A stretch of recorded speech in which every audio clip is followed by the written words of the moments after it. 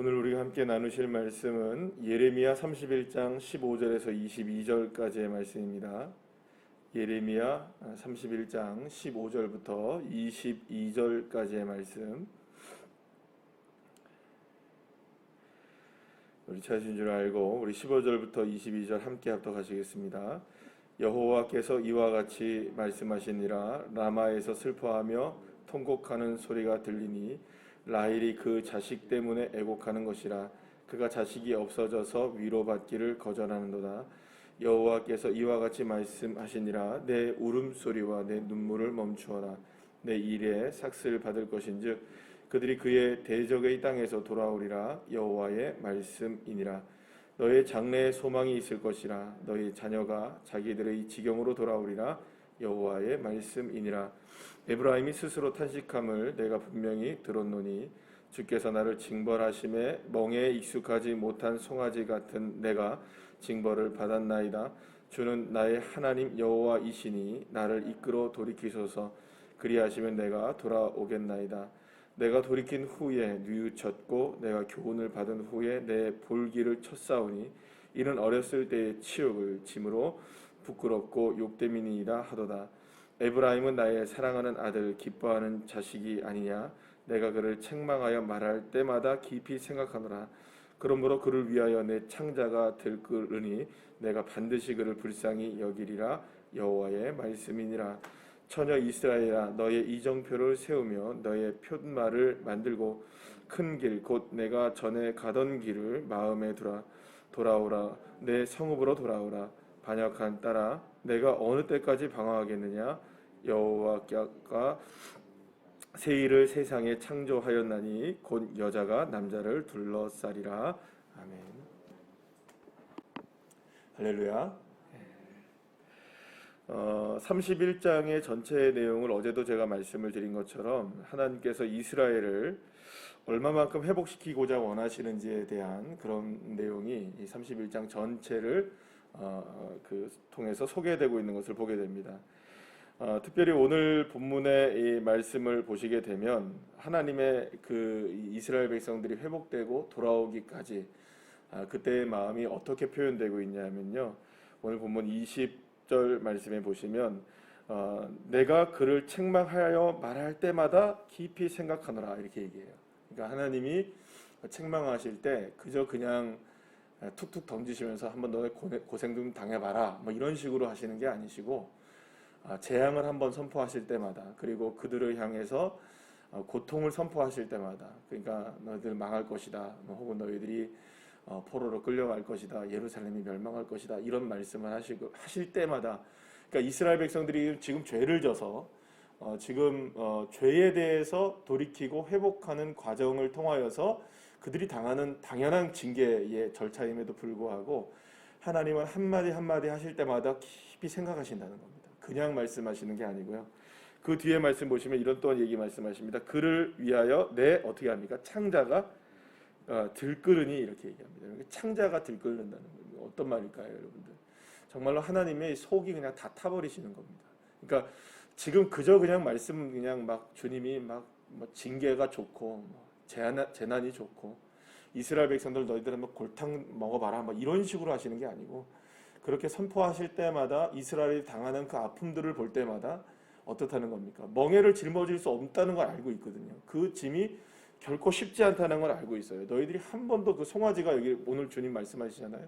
송아지가 한 번도 멍에를 매지 않아봤던 그 송아지가 그 멍에를 맴과 같은 모습이다. 이렇게 주님도 알고 계시는 거예요. 그러니까 포로로 끌려가서 70년을 살고 또 이스라엘이 멸망하고 또 이렇게 아픔을 당하는 수많은 아픔들을 경험할 때마다 하나님도 그 마음이 창자가 끊어지는 듯한 아픔이 있다는 거예요. 어제 수요일 밤 예배도 제가 말씀을 잠깐 드렸던 것처럼 하나님이 힘과 능력을 위력을 다하셔서 이스라엘 우리를 이렇게 고치시고 변화시키시길 원하신다.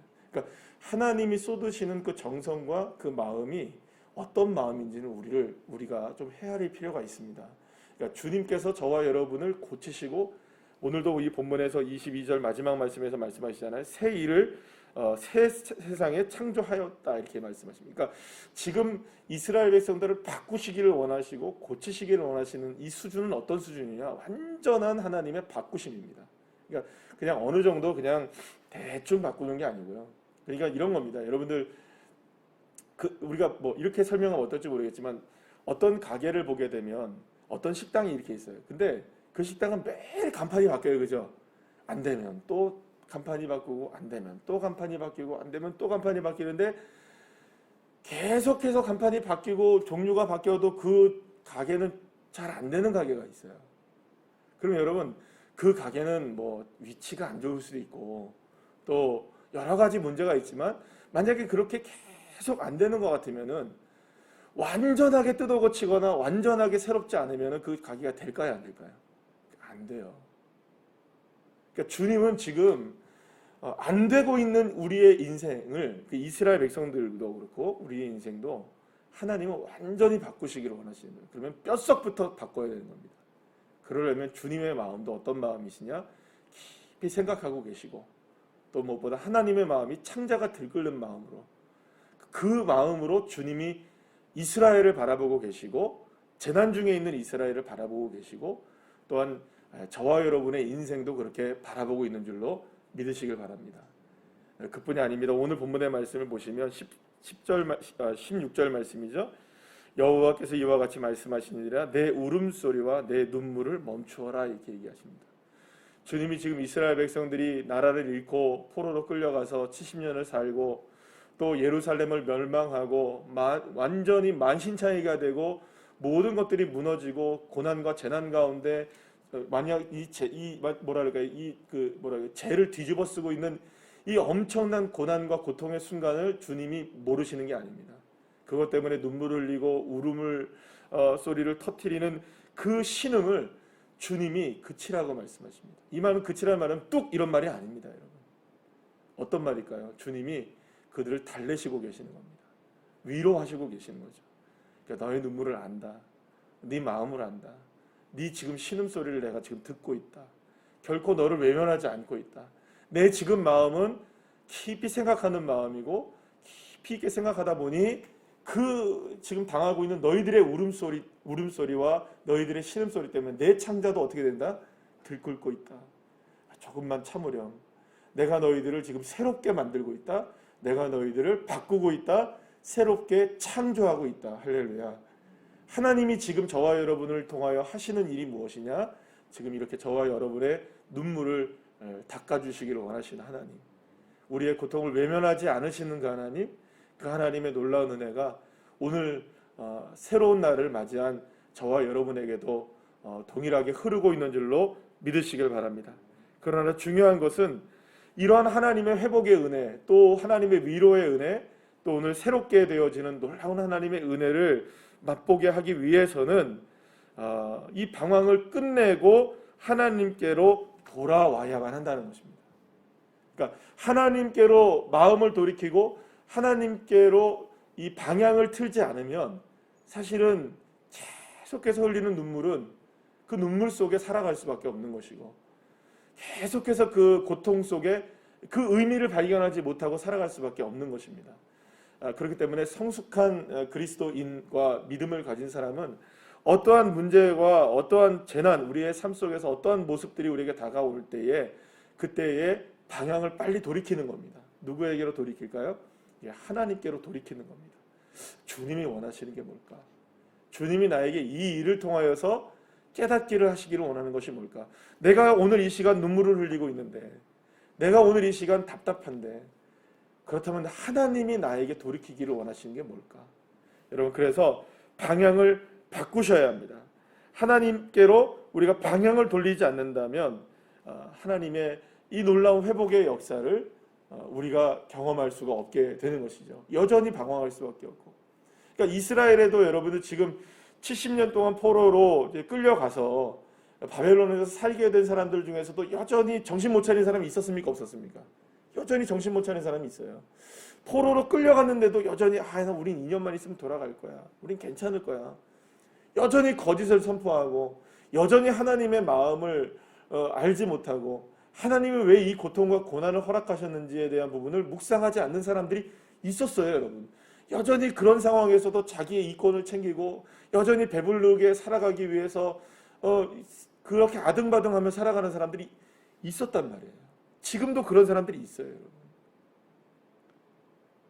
반면에 어떤 사람이 있습니까? 하나님께서 원하시는 것이 무엇일까? 그러면서 여러분들 믿음을 가지고 다니엘처럼 포로 생활에서 정말로 멋지게 믿음으로 새롭게 되어지는 사람도 있습니다. 그렇게 믿음으로 세워졌던 수많은 사람들이 결국에는 회복되어서 예루살렘으로 돌아와서 성전을 재건하고 예루살렘을 재건하지 않게 됩니까? 사랑하는 여러분, 저와 여러분에게도 동일한 사건들이 우리에게 주어져 있습니다. 그러니까 우리가 사실은 경험하는 일들 속에 우리가 코로나라는 상황은 다 똑같잖아요. 근데 이 코로나를 이겨내는 방식들은 다 다릅니다. 그죠? 이게 겪어내는 방식들은 다 다를 수 있다는 거예요. 그러니까 어떤 사람들은 지혜롭고 성숙하게 이 일을 이겨내는 반면 어떤 사람들은 지혜롭지 못한 거예요. 제가 오늘 여기 새벽에 들어오면서 이 주차장 앞에 주차장 입구에다가 차를 떡 대는 거예요, 지금. 본인은 생각할 때 이 정도면 빠져나갈 수 있겠지, 괜찮지 이렇게 생각하면서 누군가가 되는 거예요. 동네 사람 중에 누군가가 한 명이. 여러분 똑같은 방식을 보면서 똑같은 걸 보면서 차선에 그리고 주차 라인에 정확하게 되는 사람이 있는 반면에 에라 모르겠다 내 맘대로 하지라고 되는 사람도 있는 거예요. 자기는 편해요. 자기는 괜찮아요. 그런데 그것 때문에 고통당하는 사람들이 있단 말이에요. 여러분 어쩌면 우리의 신앙도 마찬가지가 아닐까 생각합니다. 여러분 나 한 사람 돌이키면 내가 살기도 하지만 때로는 우리의 가정이 살아요. 나 한 사람이 정말로 하나님 앞에 바르게 서기만 하면 가정만 사는 게 아닙니다. 도시가 살고 민족이 삽니다. 믿습니까?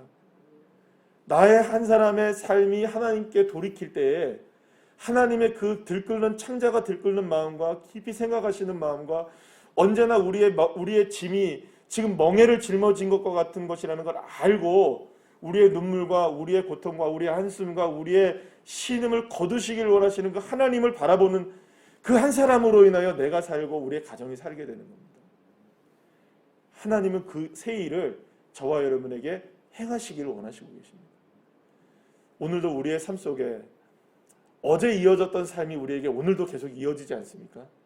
어제 무더위가 오늘 갑자기 한파로 변하지 않습니다. 어제의 무더위가 오늘도 계속 이어집니다. 어제의 아픔이 오늘도 우리에게 이어집니다. 육신의 아픔일 수 있고 영적인 아픔일 수 있고 여러 가지 우리의 삶의 기도의 제목이 그렇게 이어질 수 있습니다. 그러나 사랑하는 여러분, 여러분들의 눈물을 거두시기를 원하시는 그 주님이 나를 향해 지금 은혜를 베풀고 계시다는 사실을 믿고 오늘도 용기를 내어서 하나님께로 우리의 마음을 더욱더 돌이키고 주님께로 더욱더 엎드리고 주님의 나에게 원하시는 게 뭘까? 나를 바꾸시기를 원하시는 게 뭘까? 그러면 그걸 고쳐야지. 그걸 바꿔야지. 결단하고 주님께로 방향을 틀어 정말로 주님이 원하시는 그 신실한 믿음의 삶을 오늘도 힘들지만 힘겹지만 그렇게 살아내기 위해서 정말로 기도하시고 애쓰시는 믿음의 자녀들 될 때 하나님의 위로하심이 풍성하게 오늘 하루의 삶 속에서 넘쳐나시기를 간절히 축복합니다. 기도하시겠습니다.